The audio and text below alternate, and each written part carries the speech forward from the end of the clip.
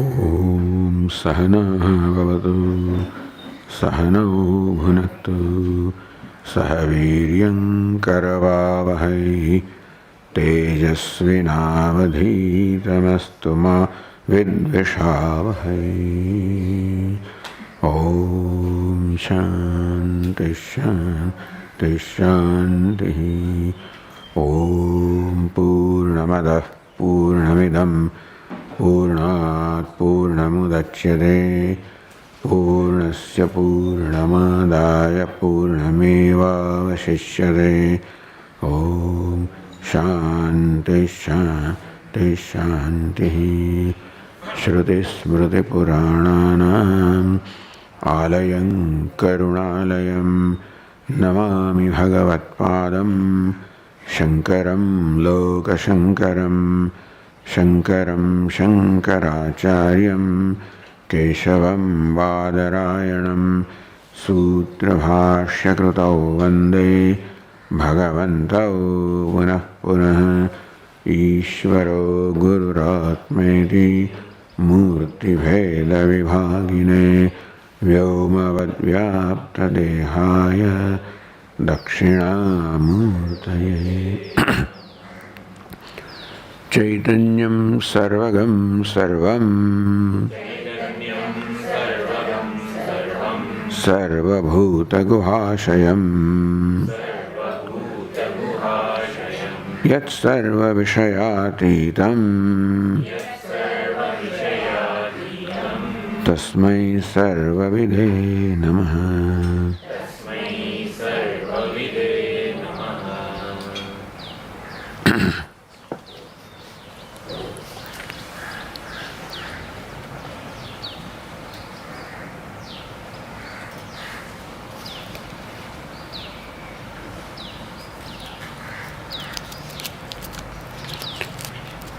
Shastranarthakamev syat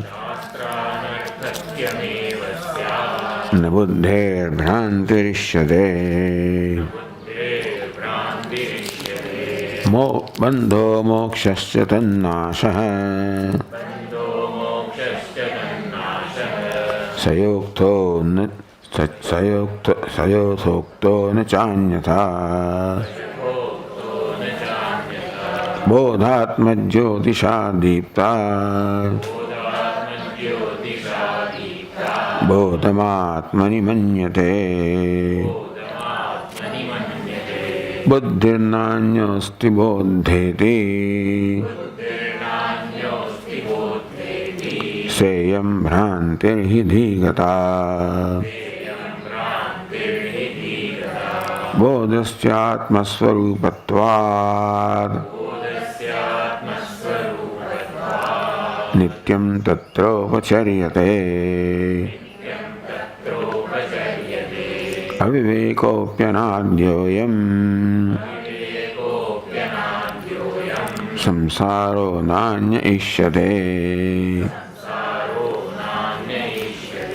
mokshastannasha eva syad nanyathanupapattitah yesham vastvantarapattih moksho nashastu tairmatah.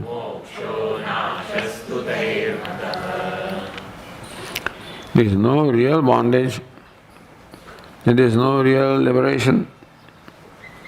So Purva-Pakshi says, if the Vedantin says that there is no Atma is never bound, never free, then the question of Atma becoming free does not arise. Then question of the moksha for the Atma does not arise. Shastra anarthakyameva syat. Then all the Shastra that is devoted to teaching the nature of moksha and the means of moksha for Atma, they become redundant because there was no application. No, that's not so. Buddhi bhrandeshyate bandha. There is no real bondage in Atma, but there is a notion of bondage, all right. No real bondage, but the bandha buddhe bhranti, that I am bound, that notion does exist in the buddhi. Mokshasya tannasha, therefore the nasha, the dispelling, the removal of that notion that I am bound. By another notion I am liberated. That is called moksha, sayasokto, nachanyata. No other way is the bondage or moksha explained. So how does that notion arise? How does that Brahma arise? Buddhi bhranti ishyate bandha. So bondage is bhranti of the buddhi. How does that bhranti arise? Bodhatma jyotisha buddhi. The buddhi that is illumined, enlivened by the Atma Jyotisha, Bodhatma Jyotisha. But the light of the consciousness, that is nature of Atma, the buddhi in the very presence becomes enlivened. That is the nature of buddhi. That enlivening explained by Chidabhasa, as though the consciousness gets reflected in buddhi, as though. So buddhi becomes enlivened and buddhi itself thinks I am Atma. Bodham Atmani manyate. The buddhi thinks that consciousness is my nature. Na anyahasti bodha iti. There is no real Buddha, the witness other than me. I am the Buddha, I am the knower, I am the doer, experiencer, I am the Atma. Sayam bhrantiri dhigata. There is a reason for this bhranti. Buddhi, of course, is insentient by nature. And if it was experienced as insentient, then this notion that I am the Atma would not have arisen. But buddhi experienced itself as a sentient, conscious entity. And the self is consciousness, therefore, buddhi takes itself to the self. So I am the Buddha, I am the knower, I am the Atma, iti. Sayam bhranti dhigata. This bhranti, the notion, the delusion is in the buddhi. So this is how Vedanta explains. And nothing else makes, if this doesn't make sense to you, nothing else can make the sense anyway. If anything, this makes the most sense, let us say. To explain what is happening to us, or explain what the reality is, that bondage is a notion and not a reality. This is the way that Vedanta explains how that notion rises in buddhi. There is no other explanation also better than this. Because it's not real. Bondage is not real, that is where the mithya begins. Yadasad bhasamanam, the bondage not there in the Atma appears there. So this mithyatvam is the trump card that Vedantin has. That bondage is mithya, therefore moksha also is mithya. There is no real bondage and real liberation in Atma, but still the notion of bondage persists, is there. And as long as that notion persists, you are as good as bound. As long as the notion of snake persists, the snake is essentially there for the one who entertains that notion. Bodhasya atmasvarupatvat nityam tatropacharyate. Since bodhasya atmasvarupatvat, bodha is the nature of the Atma, nature of bodha or consciousness. Nityam tatropacharyate. That consciousness, which is the nature of Atma, which is always there, which never suffers a cessation even in the deep sleep, upacharyate, is thought to obtain in buddhi. Because buddhi can be experienced. The way we think experience, the way we are accustomed to experience things, in that sense, buddhi is experienced. Atma is certainly experienced, but not the way we are accustomed to understand what an experience is. It is the very nature of experiencer. And therefore, that experience of the Atma is not of the same class as experience of Buddhi, etc.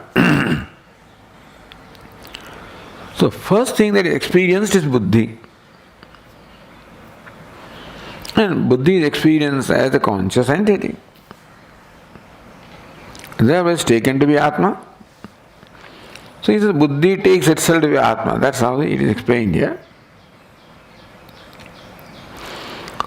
Tatra upacharyate. But it is only in a secondary sense, not really because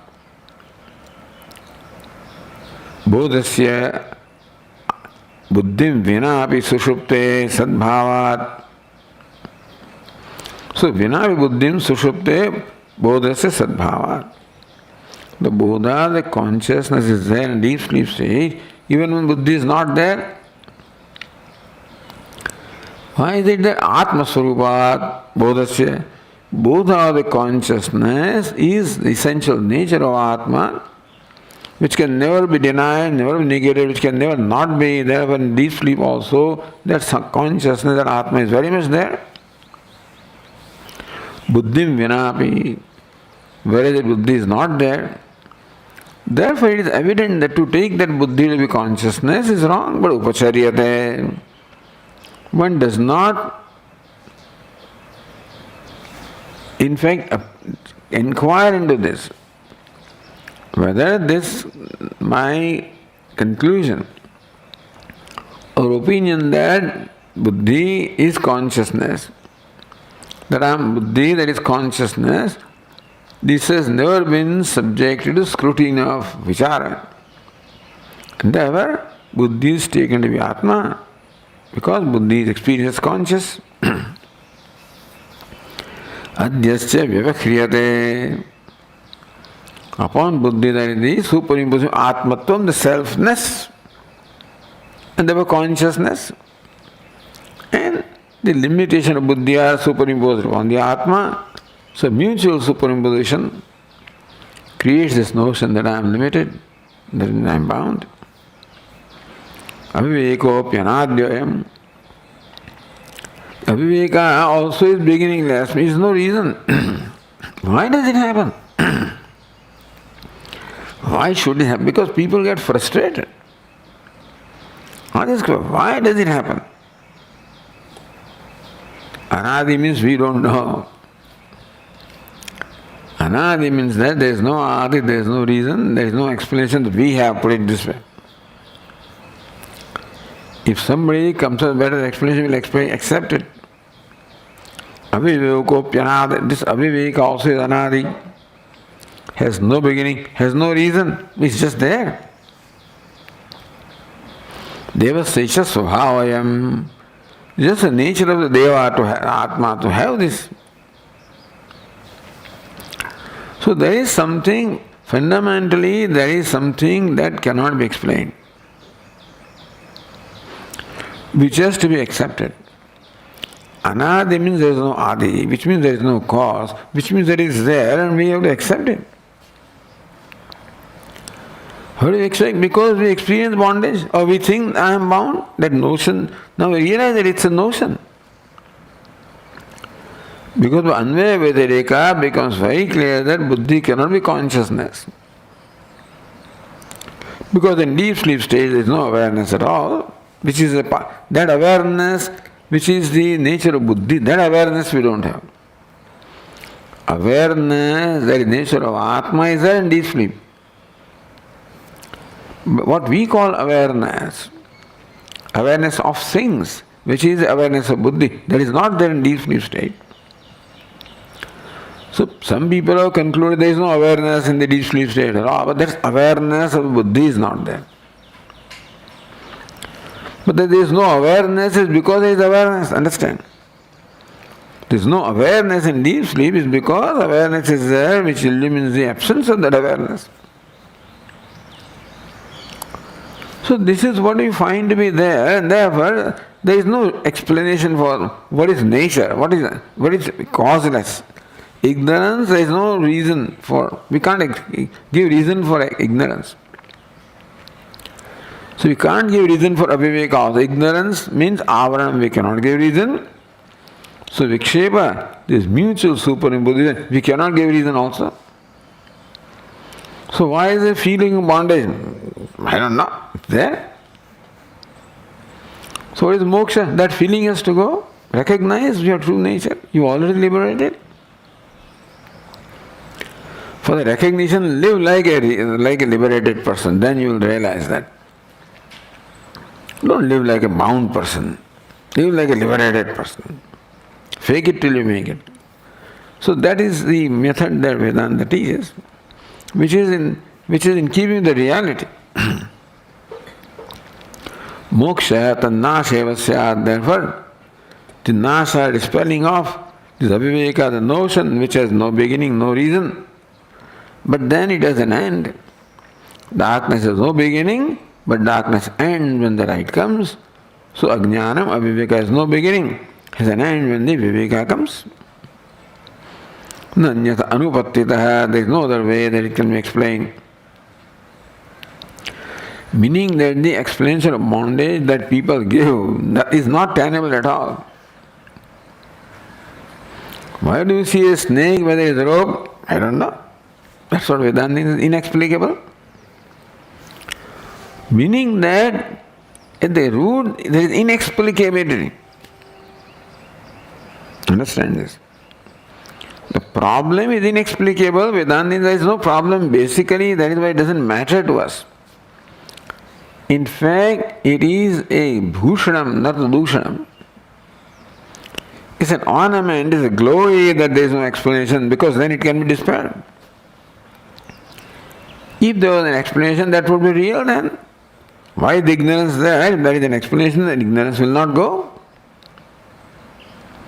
Ignorance, adhyasa means aviveka, notions, bondage, all of them have no reason to be there. Therefore, they will go when the truth is recognized. It is the absence of recognition of truth that these things all exist. When the truth is recognized, there is no reason for them to persist. Yesham vastvantarapati moksho nashastutairmatah. Now, giving reality to moksha, bandha.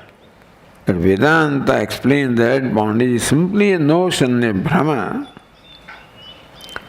But those who think that bandha is real, they will say that the Atma who is bound becomes liberated.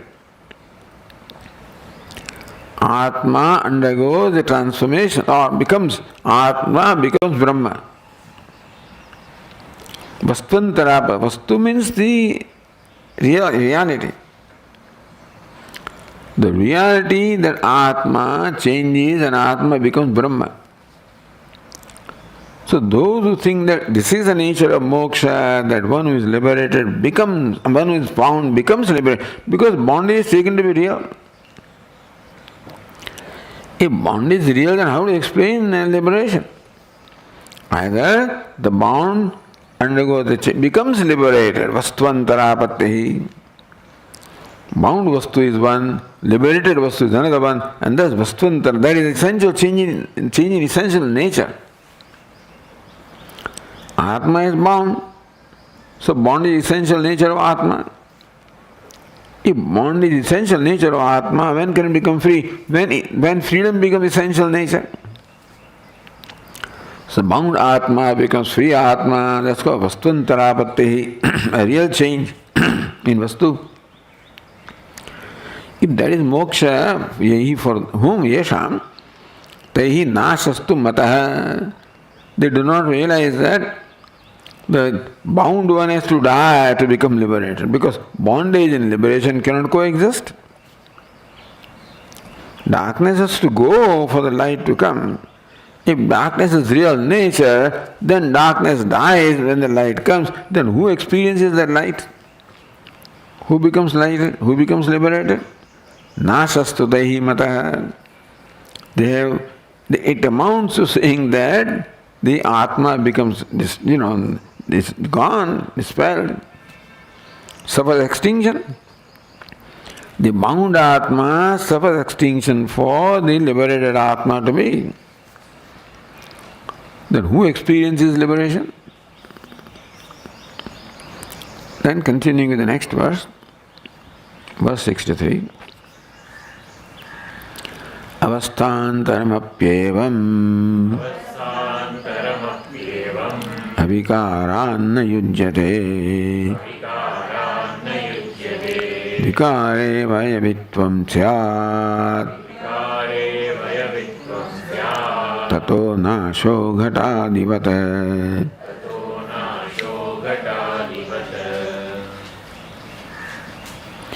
Avasthantaram says, no, it is not that the bound Atma becomes liberated Atma.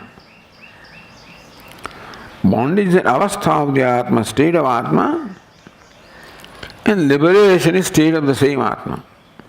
Not that one Atma, bound Atma, becomes a liberated Atma, but Atma of whom the bondage is a state right now, avastha. So bandha is avastha, moksha is another avastha. So avasthantaram api evam. Other explanation, when you give reality to bondage, then one of the explanations has to come. The Atma, because we say there is no persistency of Atma, then who experiences the liberation when that bound Atma is not there? No, he is there. He was bound and now he himself has become liberated. So one who was bound now experiences I am liberated. And so yatha, the Tika, I should have read that, yatha vastvantarapatti moksha iti pakshanupatti. Just as Atma becomes, bound Atma becomes liberated, is anupatti, is untenable because then there is nobody to experience liberation. Anityatvapatischa, anityatvam because one Atma is gone. Then vinasha happens, so vinasha, nityatvam is not there. So number one, that moksha cannot be there, and then nityatvam cannot be there. Tada atmana avasthantarapatti mahapatti moksha pakshevi. Similarly also paksha, the view in which moksha is avasthantara. That Atma, the bondage is one avastha of the Atma, liberation is another avastha, that's the moksha. Which means that now Atma persists to experience moksha. Sadosha tulya, the dosha, anityatva dosha still remains. So the verse says, avasthantaram api evam avikarānna yujyate. Now, you want Atma to be Nitya, for sure. Everybody wants Atma to be Nitya. Nitya means eternal. So, moksha also to be Nitya. So, Nityatvam and Vikaritvam cannot coexist. One entity, Atma, cannot Nitya, Avinashi, deathless, eternal.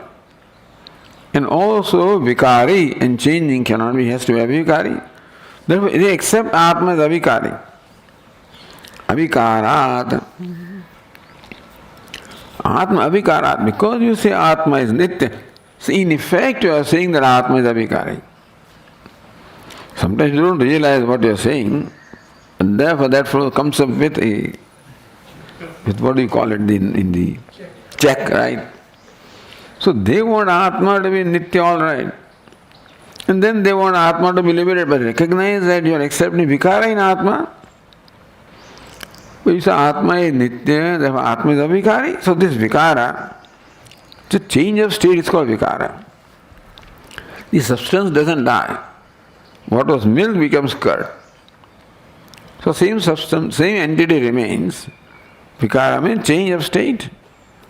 And so, but then, avasthantaram, that means that milk and that means this vikara means that change, means it will continue, that vikara will continue. The curd will become something else, that will become something else until it will perish. So, avikaritva, atmana. So, atma is accepted, avikari, changeless, therefore, avasthantaratvam, therefore, There cannot be change of state. There cannot be state. Atma cannot have state. If state is there, then state will change. Avasthandra na yujyate. For that which is changeless, there cannot be a state, change of state, because that requires vikara or change. Avasthantaram. Anya avastha, another avastha is called avasthantaram. So bondage is one avastha, liberation another avastha. That real change makes an entity perishable. Because if to change the nature of something, it will keep on changing. If there is no reason for change, then things will keep on changing. So when the fruits are packed, they always are perishable. Because things will perish, flammable, inflammable, because that is nature. Perishable, to perish. So without your doing anything, it will perish. Because that's the nature which keep on, manifesting or asserting itself.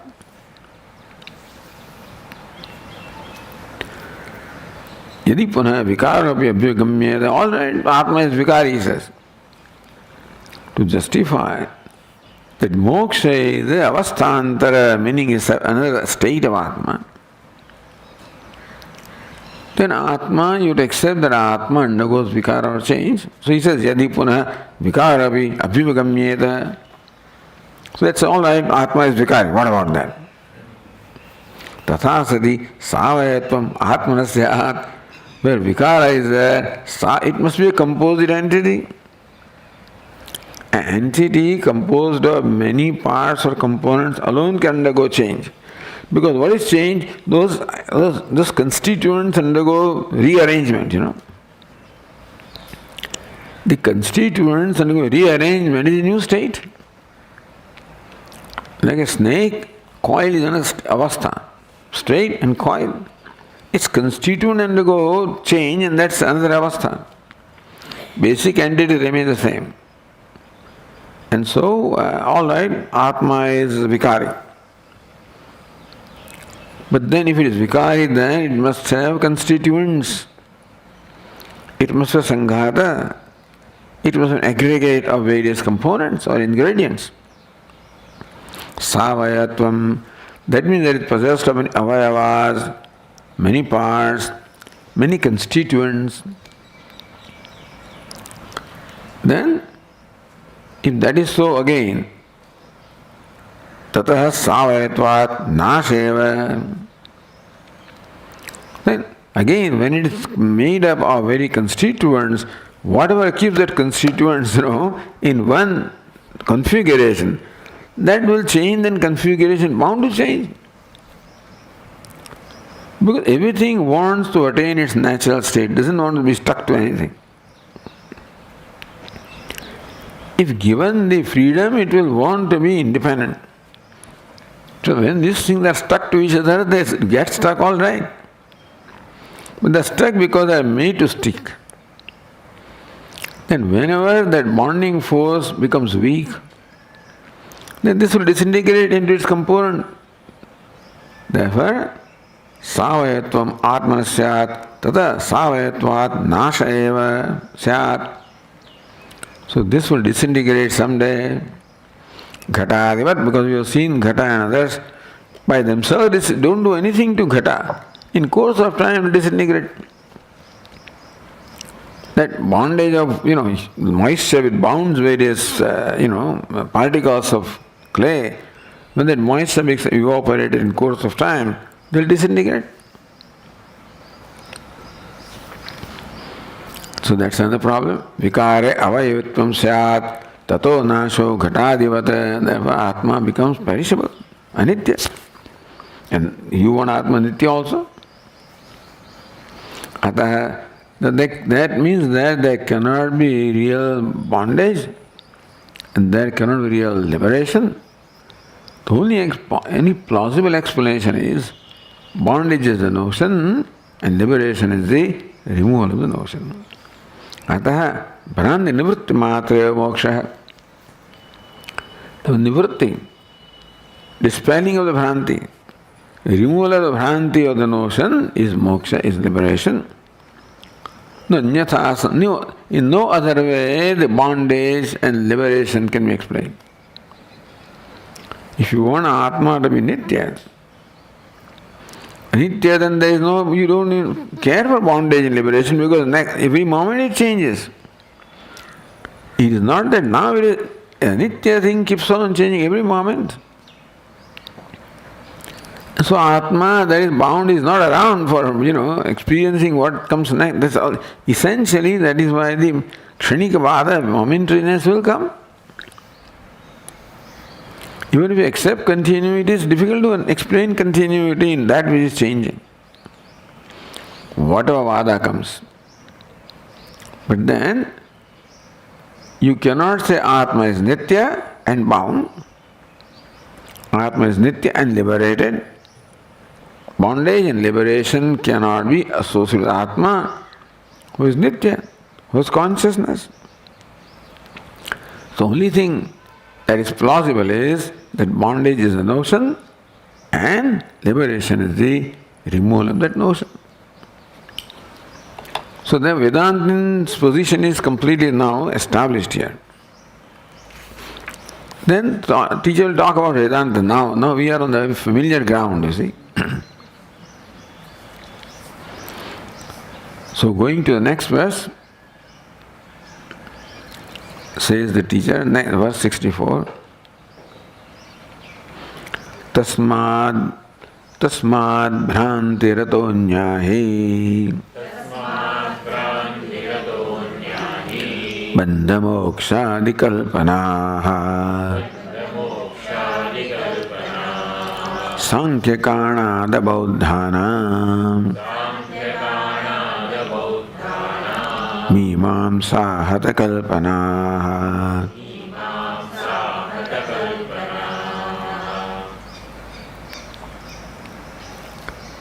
ततः अतः अन्य बंध मोक्षादि कल्पना अन्य भ्रांति ही. Therefore, any kalpana, bandha and moksha, other than what we said, that bandha also is a notion, moksha also no. Other than that, any other kalpana giving some reality of bandha and moksha itself is bhranti. Bhranti syat. Vedanta siddhanta anyaha bandhadi moksha kalpanaha. They are all plural. Because so many kalpanas are there. Everybody has their own kalpana of what is bandha and what is moksha. Anya other than Vedanta siddhanta. Siddhanta. After all the considerations, this is the conclusion we have come to. The considered conclusion of Vedanta. So, that bandha also is a notion, moksha also is a notion. Other than that, Vadivyutprekshita, all the disputants, they project or come up with this kind of kalpana, what is bandha and what is moksha. Bhranti, all of this also are kalpana, they are bhranti. Who sankhya kanada bauddhanam bandha mokshadi kalpanaha. So we examine sankhya, kanada. So in sankhya, vaisheshika is kanada, bauddha, all different opinions of bauddha also were analyzed. And anybody else like the Charvaka, etc., in Jaina. Bandha moksha, the kalpanaha bhranti. The kalpana, the imaginations they have about bandha and moksha, themselves are bhranti. Why is it so? Mimamsahat kalpanaha. They are kalpanaha. Mimamsahat. Mimamsa means inquiry. Reasoning. Mimamsa is a method of arriving at the meaning of something. Basically, meaning of the Veda Vakyas. And so, Mimamsa then would mean reasoning here. Therefore, Hata means deprived of, bereft of any reasoning. So, those kalpanas on the part of the Sankhya, Kanada, Buddha, the kalpana of the bandha moksha are deprived of any reasoning. Therefore,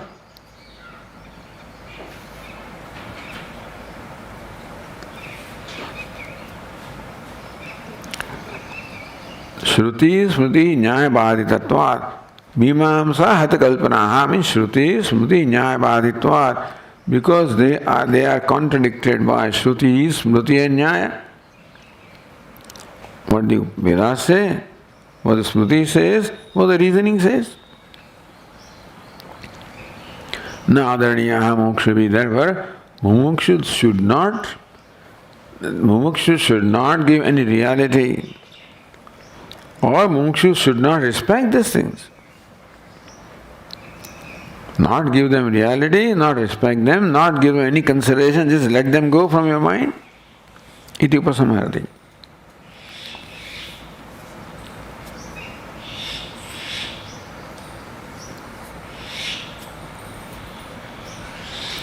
So the verse 64 explained by the Tika, Tasmad Bhranti Atah Anyaha Hi Kalpanaha Bhranti Eva Parisheshad Atmani Bandhamoksha Pratibhasa Iti Kalpana Shrutyadi Aviruddha. So Tasmad Bhranti, so that is the conclusion of Vedanta. Parisheshad, because we analyze different possible explanations of bandha and moksha, and none of them is tenable. Therefore, we arrive at the conclusion by law of elimination that this bandha moksha are bhranti. Bandha moksha pratibhasa atmani. Bhranti means that the bondage appears to be in Atma, not in Atma. Similarly, moksha also was the same reality. Iti kalpana shrutyadi aviruddha. Therefore, that kalpana that Vedantin has is aviruddha, unopposed to shruti, smruti, nyaya. Ataha anyaha bandhamokshadi kalpanaha. Any kalpanas other than this, meaning giving some reality to bandha and moksha. Adi shabdat tad hetu kalpanasya. So when they explain what bondage liberation is, they give reason also. Hetu. So if this kalpana or bandha, moksha is what they arrive is bhranti, then the reason which they present also is bhranti. Na adartavyaha, therefore, kadachana, therefore, never we should ever respect them or give them any reality. That's what other or ataha asmat siddhanta. So ataha tasmad bhranti ataha anyaha. That ataha, or you can look at the anvaya in a slightly different way. Ataha means the fifth case, asmat siddhantat ataha anyaha. Other than this siddhanta, ataha asmat siddhantat anyaha. Bandhamokshadi kalpanaha. He asmat bhrantihi. There is a he there, bhrantihi. Since all because of this, all of the kalpanas are bhranti. Tasmat. Then tasmat, pramanas tasmat na adartavyaha. So that's how to connect with the next verse, na adartavya. Tasmat na adar. He means yasmat. Yasmat, all the kalpanas other than what we explained are bhranti. Therefore, they should not be taken into consideration. Bhranti means what? Pramana shunya. That's called bhranti, where there is no pramanam, there is no valid means of knowledge to establish that. Snake cannot be established by any valid means of knowledge. The moment you show the light, is not there. Kesham va kalpanaha nadartavya, kalpana adartavya iti. Sankhya Buddha Kanadinam, Kanada Buddhadinam. So Mimamsa Hataha, Vichara Vruddhaha. Mimamsa is Vichara, inquiry, which follows certain reasoning. Therefore, they are quite devoid of any reasoning. Vichara asahaha. In fact, they cannot stand reasoning. That is called kalpana. that when you subject to reasoning, it just disappears. And so, Swami used to say, Vicharam na sahate maya. Maya cannot ever tolerate vichara. It appears real as long as you don't inquire into what it is. When you start inquiring, it disappears. Like an imposter who posted, he appeared or posed as a representative of the bride, groom, and groom also. So bride side and groom side, and then when they start inquiring who this fellow is, it disappeared. Vicharam sahate maya. Mimamsa kalpanaha ityartha. Therefore, all these kalpanas are devoid of mimamsa or vichara or reasoning. Anadare hetumaha. Why should we disregard them? So next verse is Shastrati. Shastra yukti vihinatva nadartavyah kadachana shakyante shatasho bhaktum doshastasam sahasrashah. So, Mimamsa Hatha Kalpana or Shastra Yukti Vihinatvat. Those Kalpana, those positions that Sankhya, Skanada, Bauddha and everybody has no support of Shastra, number one, and Yukti Vihinatvat. Suppose they say we don't accept your Shastra, but you have to accept the Buddhi Yukti. That is why all these conclusions of the Bauddhas, Jainas, Sankhyas and Vaisheshikas, and of course the materialists, Charvakas, they always subjected to reasoning. Each one dismissed the other anyway. That's what the Mandavikarika says, that we just have to watch. Each one comes up and dismisses the other one, and then we have to fight on the last Malda we have to fight with. That is the Shunyavadi. That also was shown how that also doesn't have any support of reasoning.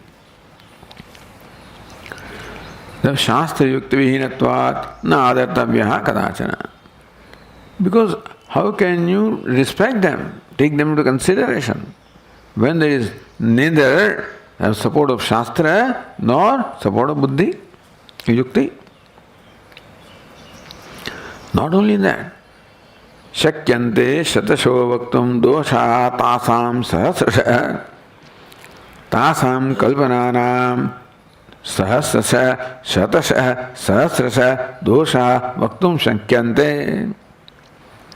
For each kalpana, in fact, we can come up with hundreds and thousands of logical defects, inconsistencies. We can come up with the logical inconsistencies, hundreds and thousands for each one of them. This is the way to, humiliate them, dismiss them. Kacharo karo in Gujarati, so dismiss them.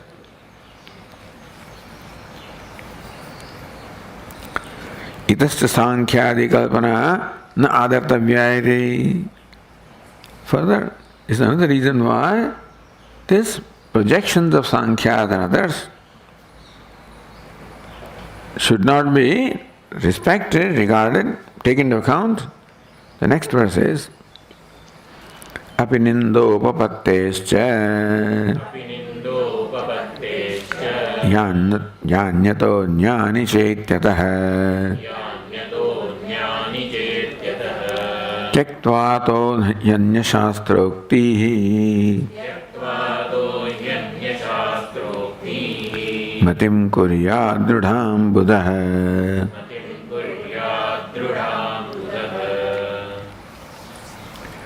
Api nindopattescha, nindayaha upattescha, because they have been condemned in the Shastra or in the Shruti and Smriti. In what words? Yannato jnani chaityatah. So Tikakara quotes Yanyato jnani shastrani pruthivyam vividhani vai shankaniyani vidmadvi dharma suddhim abhipsubhihi. Anyatah anyani shastrani. There are all kinds of shastras are there. So Buddha there were shastra, Jaina, all these are shastras. This, how do you say that our kalpana is contradicting shastra? Look at our shastra. True, there are many. So prasivyam vividani shastrani santi. There are many kinds of shastras or scriptures on this earth. Ata anyani, other than the Veda Shastra bhinnani, Ataha Veda Shastrat bhinnani anyani. Ata anyani Veda Shastrat bhinnani. So there are shastras that are different from the Veda Shastra on this earth. Vidvadvi Shankaniya, that Vidwan should always, take them with a pinch of salt. Don't take them on their face value. Shankaniya. Dharma Suddhim Abhipsubhihi. So those Vidwan or those scholars or the thinking people who are desirous of Dharma Suddhim, those who want the purity of Dharma. And Dharma can be pure when the Siddhanta is pure. When the basic understanding of Siddhanta, the principle is right, then the Dharma, the values and way of life derived it from also will be right. So those who want to live life correctly, which means that those who would also require that the injunctions of Dharma also are based on the reality and not imagination. Because life is very precious. When you are a sincere person, all right. And therefore you respect or trust the words of who appear to be learned people and what appears to be learned as scriptures.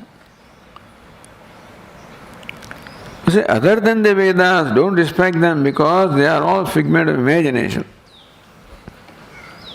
And they were reasoning of a given person, not coming from Ishvara. And anybody's in buddhi, human buddhi, however great it is going to be limited by so many defects. So avaram is there, vikshapa is there, samshaya is there, viparya is there. Limitation of these instruments, the karna, apatavam. So all these defects are there in the intellect of the human being, however great that human being is. So don't accept them. Because you will find that ultimately there is inconsistency someplace. Shankaniyani.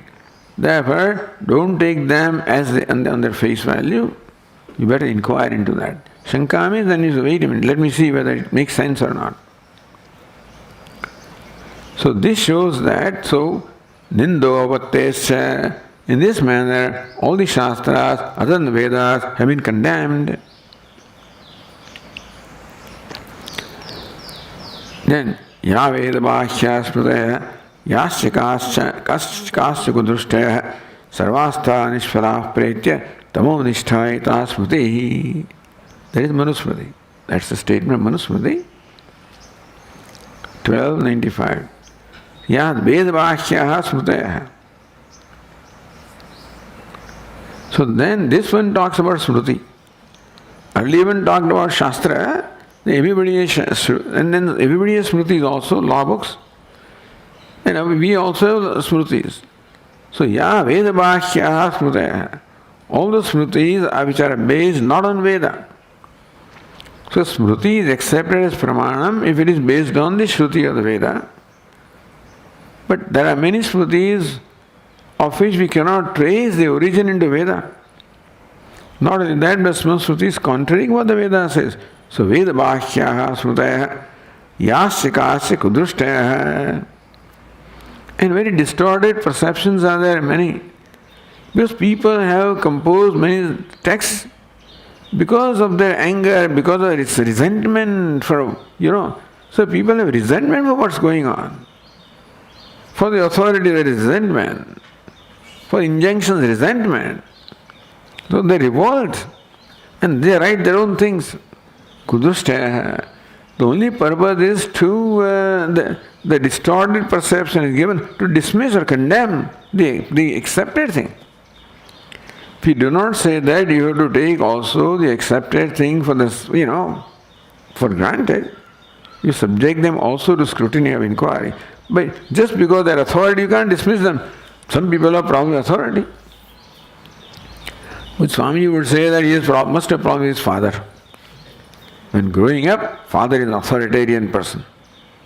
And this fellow is grown with all resentment for the authority of father.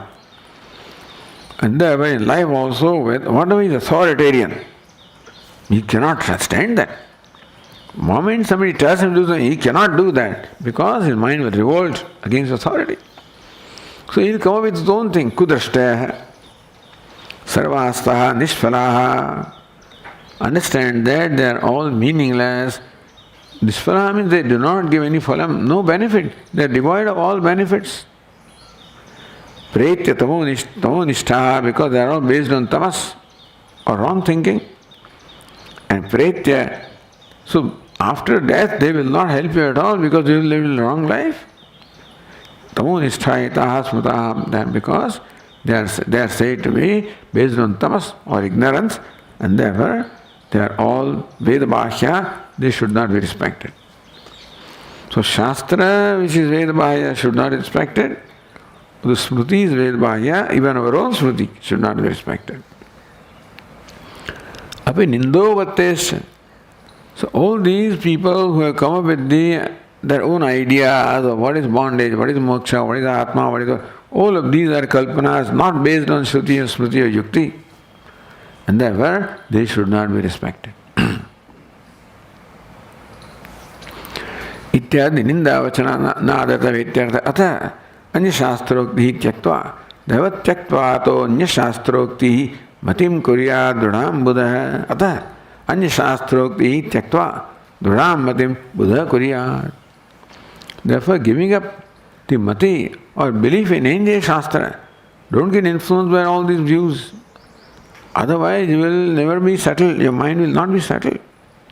So, dhrudham, what is important for an aspirant to progress in his life is a firm conviction of what is the end and what is the means.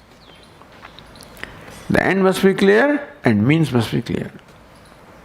Moksha is the end. What's the nature of moksha? That should be clear. Then the means will become clear. If moksha is real, means are also real. If moksha is a notion, then means is only ignorance and knowledge. Because Bhranti is only product of ignorance. If Bhranti is all that we are suffering from in life, then knowledge alone is a solution. No other solution. So this conviction should be there, firm conviction should be there in the aspirants. Katham madim kuryat? Kutra va iti? How do we have that firm conviction? And where should we have that firm conviction? The akankshayam, no, when the teacher says that kuryat buddha dhrudham matim kuryat, Buddha, a thinking person, a viveki, should have firm conviction. Where and how? So next verse answers that. Shraddha bhakti puraskritya hitva sarvam anarjavam vedantasyaiva tattvarthe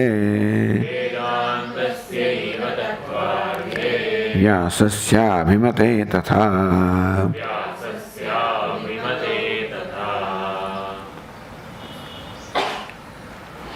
Shraddha bhakti puraskritya. Shraddha shrutyarthe arthe vishvasa. Vishvasa Shraddha, but not any vishvasa. Shrutyarthe yukte. So Shrut, a specific kind of vishvasa or trust is called Shraddha. Shastrasya Guru Vakyasya. An implicit trust in the scriptures and the words of a teacher is called Shraddha here in Vedanta. Not any Vishvasa is called Shraddha. Particular kind of Vishvasa, trust, where Shraddha Shrutyukte Arthe. In the Artha, in the top subject matter of Shruti, what the Shruti teaches, the Shraddha, the implicit faith in the teaching of Shruti, the word of Shruti is called Shraddha. And that's not enough. Bhakti, Tatparata, then being devoted to what the Shruti says.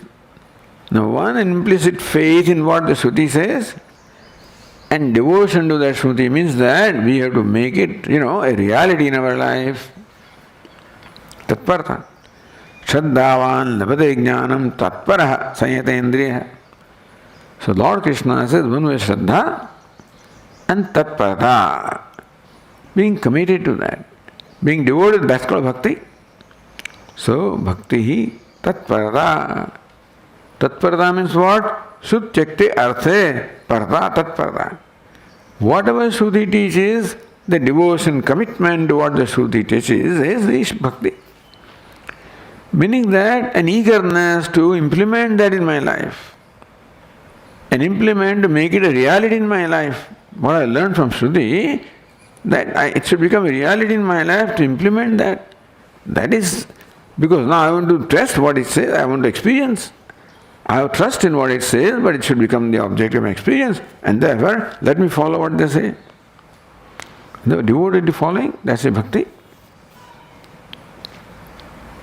Shraddha bhakti puraskritya, te puraskritya, keeping that in your view.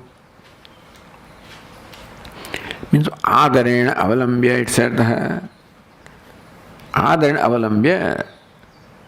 Avalambya, resorting to that, adharana with respect, with commitment, with bhakti. Therefore, Shraddha and Bhakti is what we are implementing in our life with a commitment, with respect, with enthusiasm, with trust. Hitva saram anarjavam. One qualification is stated here. Hitva sarvam anarjavam. Because don't cheat yourself, be honest. So honesty is a big value here. Be honest to yourself. Don't cheat yourself. So, meaning that sometimes people want to believe that I am all right. That honesty with one's own self is not that easy. There is a need to believe that I am such and such. For self-acceptance, there is a need that I should be such and such. So I tend to believe that I am already that such and such. Then what I did was right. What I did was this. So, but then be honest with yourself. It was wrong, accept that it was wrong. You didn't know, you accept that you did not know. Then the ways are open for you to consult, to correct yourself. If a mistake is accepted as a mistake, then you correct it. If you realize that you don't know something, then you can always check with somebody, consult somebody. So honesty opens the way for change and improvement. So hitva saram anarjavam, give all dishonesty, crookedness about oneself, cheating oneself, cheating others, but before that one cheats oneself. So arjavam is a value. Amanitvam, adambitvam, ahimsa, shanti, arjavam. So that presupposes all other values also. Arjavam, straightforwardness. Alignment between the thought and word and deed is called arjavam, straightforwardness. Rectitude. And so, giving up, be straightforward, be honest. You have any tendency to cheat others and cheat yourself. Crookedness, give up crookedness. Be honest. Vedanta-seva tattvarthe vyasasya vimate tatha.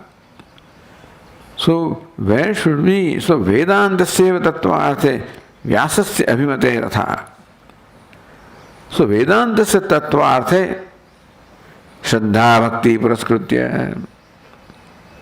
So, what is it that tattva that the Vedanta is teaching? No, what does Vedanta teach? Vyasasya abhimate. The way Vyasa is teaching in Brahma Sutra. So teaching of Vyasa of the Vedanta also again. Vedanta also have various interpretations, but what Vyasa teaches, that is the teacher. Vyasa or Badarayana, Bhagavan Badarayana, Sutra Bhashya Krito Vande. So Sutrakara and Bhashyakara, they become a Pramana. So except they follow that teaching. Even Sutrakara's teaching also is interpreted by Bhashyakara, because that's interpreted in many ways. So resorting that, having firm faith in that, then your clear understanding of what Vedanta teaches is by a clear understanding of Brahma Sutra. There is a clear understanding of what Brahma Sutra Bhashya, which again you learn from your own teacher. So having firm faith in that, a firm commitment to that. And if you are a seeker, then you will not just stay or will not be satisfied simply with belief. You will want to make it, live life accordingly. Make it a reality in your life. And then only it can become a reality someday. So the teacher says that the purpose of all the discussion is to create a clarity about what Vedanta teaches. So what we are teaching is, what is the teaching of Veda Vyasa. What is being taught here is the teaching of Veda Vyasa. Understand this, we are given all the reasoning for that, all the support of Shruti, Smriti and Yukti, everything is given. And therefore understand this clearly, develop firm conviction and then put it into practice. Okay. Om Purnamadah Purnamidam Purnat Purnamudachyate Purnasya Purnamadaya Purnameva Vasishyate.